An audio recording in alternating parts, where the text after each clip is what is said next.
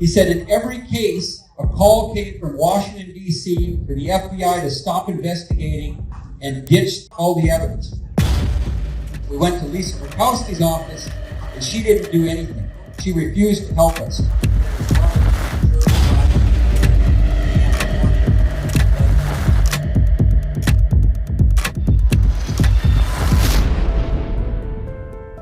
Alaska. Do we have a corrupt judicial system? Today, that question is being asked by many. We're going to take a dive into the system with hopes to find the answers. One must remember that a person is innocent until proven guilty. That is, unless the system itself is plagued with corruption. In July of 2022, a Kenai grand jury started investigating evidence of systemic corruption within Alaska's judicial system. Of particular concern is Marla Greenstein. For the last 35 years, she is the sole investigator for complaints lodged against judges in the entire state. With over 8,000 investigations, evidence indicates she was falsifying official investigations and certified documents to keep corrupt judges on the bench. You can see evidence against Ms. Greenstein and other documents cited at alaskastateofcorruption.com and alaskagrandjurorsassociation.org. Immediately after the Kenai grand jury subpoenaed Ms. Greenstein, the Alaska Supreme Court issued Order SCO 1993 that changed Criminal Rule 6.1 to further suspend the grand jury powers to investigate, subpoena, recommend, or indict corrupt officials. Yet, in Article 1, Section 8 of the Alaska State Constitution, it states, "The power of grand juries to investigate and make recommendations concerning the public welfare or safety shall never be suspended." Now that we know what the problem is, let's take a step back into time and see what the catalyst was that started all of this. I'm Todd Lindley, and I'm a member of the Alaska Grand Jurors Association. This is a topic that should be of concern to every single citizen in the state of Alaska that no one is talking about. The only reason why I found out about this particular event that was occurring was through one of the newspapers. The Watchman at the time had run an article about this judicial corruption investigation.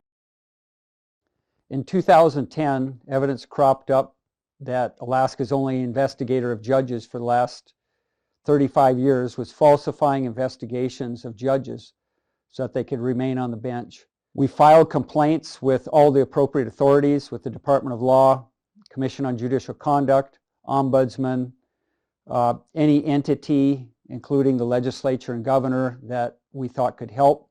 Knowing that there were many families in Alaska that were finding similar problems in Alaska's court systems, I kind of joined in with the group and began investigating all different sorts of avenues here. I'm here because the Alaska Grand Jurors have the right to investigate under the Alaska State Constitution. And it would seem that people are trying to prevent those investigations because there seems to be something to hide. Why else would you stop an investigation? Why would you hinder the right of the people to have a checks and balance on the judicial system or the legislative process or anything? When you go to hide something, it's because there's something to hide. If there's nothing to hide, you open up the investigation. And what we've seen over the last couple years anyway, since this has been going on and being reported on, especially through the Alaska Grand Jurors Association, is there is a very good reason to believe that we have a lot of corruption that has gone uninvestigated or covered up that needs to be corrected. Because if a citizen can't go into a court of law and know that they're going to get a fair judgment from a judge, then what are we doing here, right? I mean, this is a bedrock of the Republican form of government that we have in the United States, as well as what we have in the state of Alaska. We tried to present the evidence to the grand jury, and we were blocked by government officials from doing so. And so we started protesting out in front of courthouses to try to get the evidence to grand juries. We would hand out flyers and the evidence. That resulted in a series of 6 grand juries starting to investigate. And all of those grand juries were ordered to stop investigating by judges and district attorneys, and primarily our Deputy Attorney General, John Skidmore. Investigating judicial corruption should be front page news of every single newspaper in this state. Why it's not? Anybody's guess. Kenai grand jury was actually a majority vote that was put forward by the citizens to impanel a grand jury to investigate judicial corruption. One of the cases that's been involved, certainly David Haig has been quite instrumental in uncovering a lot of the corruption that he's observed and investigated on his own, and morphs into what we're seeing today, especially as the ongoing trials, I should say, for former Judge Margaret Murphy is involved in this corruption case here. When looking back through the history of the grand juries here in Alaska, it's clear to us that the state has manipulated language in our grand jury handbook and policies that the Supreme Court has created, that they have taken the citizens' rights away to the grand juries here. Now, why is suspending a grand jury important? Well, one, our Constitution says that a grand jury shall never be suspended. So, full stop right there. No one has the authority to suspend a grand jury, especially if it's a grand jury that is investigating matters of public safety. And in this instance, we're talking about judicial corruption. So the system by which we are meant to get fair judgment is now under investigation for corruption, but the judge that oversaw this shut down, suspended this, and now the citizen is left with more questions than answers. We continued to protest, and a seventh grand jury started investigating the evidence and was ordered to stop by Judge Jennifer Wells at the Kenai courthouse. She not only ordered the grand jury to stop, but she disbanded them permanently, and because of that, the citizens organized a statewide courthouse sit-in to continue even after people were arrested and taken to jail until this Kenai grand jury was reconvened and could finish their investigation. June 2022, the grand jury was impaneled for the purposes of investigating judicial corruption. This was looking at how complaints that were filed against judges or other officers of the court were managed and handled and investigated, in particular with one individual. Her name is Marla Greenstein, and she is I believe she's the executive chair of the Alaska Commission on Judicial Conduct. So she is responsible for investigating complaints that come in when there may be corruption or any kind of other impropriety that may have occurred in the courtroom. This Kenai grand jury started investigated for about a year. They subpoenaed Marla Greenstein and at least one of the judges that was implicated. And immediately upon them being subpoenaed, the Alaska Supreme Court issued a rule change to suspend the power of grand juries to investigate, report, and indict officials like Ms. Greenstein and the judge. Now, after this, the Supreme Court had put forth a letter to the AG, so Attorney General Treg Taylor. It was issued by the Chief Justice, and they indicated that they were going to review and make changes to the Criminal Rules Committee, saying how they were going to handle the investigation and the reporting of the grand jury. This is significant because at this time, this occurred about mid-August of 2022. This was after the grand jury had been suspended.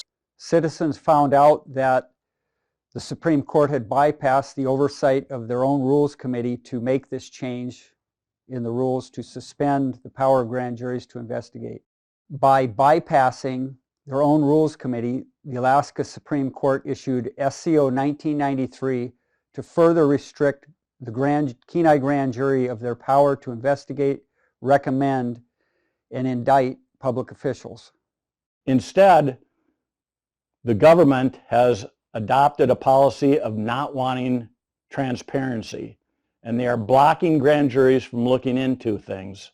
So if we go back to the Constitution where it says a grand jury shall never be suspended, we have a suspended grand jury, then we have a Chief Justice of the Supreme Court speaking to the Attorney General of the state of Alaska that they're going to review this and make recommendations, but it never actually made it into committee. It was passed before the committee could review it. So this brings us to SCO 1993, which is the subject of many of the protests that have happened, but is now creating a lot of conflict. In April of 2023, the grand jury indicted Judge Margaret Murphy on felony perjury charges, and they also issued a recommendation and report to inform the Alaska public of what they found in their nearly 2-year investigation. It is over 9 months later, and the Alaskan public still has not seen what this grand jury report has said. Why is the grand jurors report from this summer not been released? I'd like to know. Because a court case doesn't just happen to one person. It happens as a repetitive history of that judge's either equal application of the law, which is rare, or unequal. And people need to pay attention to who is on the bench. So it would beg the question, why would the Supreme Court change the rules for how a grand jury conducts investigations and issues reports after the grand jury has already been suspended for the purpose of investigating judicial corruption? Because of all these problems and the suspension of grand jury powers, Alaska Grand Jurors Association was formed to try to restore the ability of grand juries to investigate and recommend wrongdoing by public officials. Our constitutional delegation, in opposition, they agreed that grand juries have the power to investigate and address corruption in government free from any interference.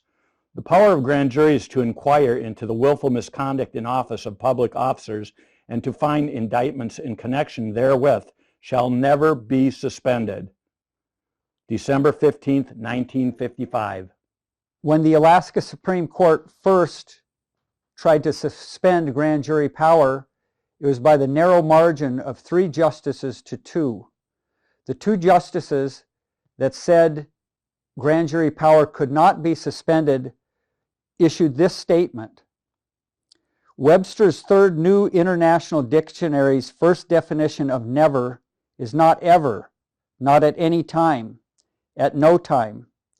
Its second is not in any degree, not in the least, not in any way, not under any condition.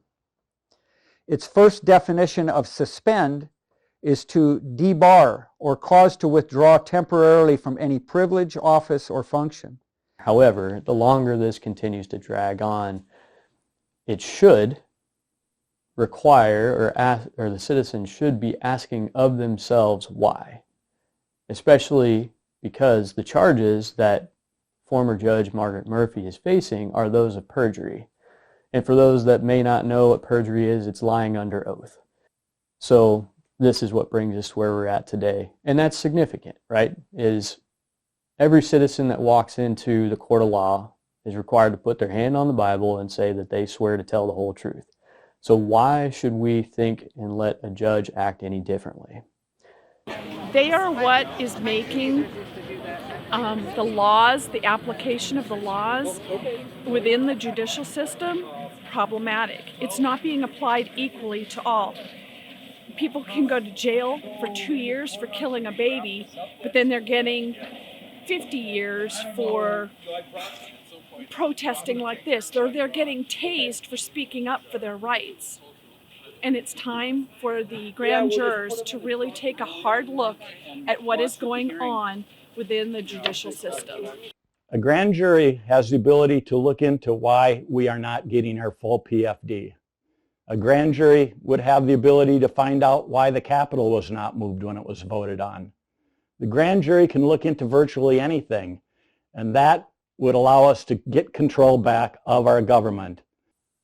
Well, As we've covered a lot of ground today, talking about the history, talking about the background, what's been going on now, how it relates to the history of the Constitution, and just how it impacts the citizen, I think it's important that we give you the ability to get involved.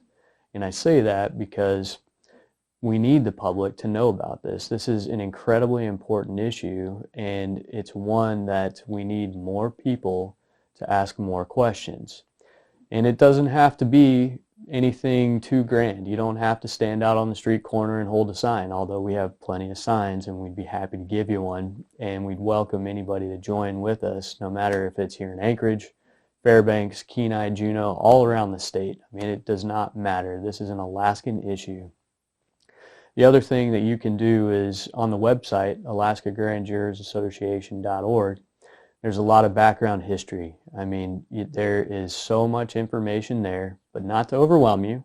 There's some good summaries that have been put together that give you a brief history of what you need to know today, the history of the changes that occurred that are related to SCO 1993, and there's a contact page. And on the other end of that contact is a person, whether that's David Haig, Sarah Short, myself.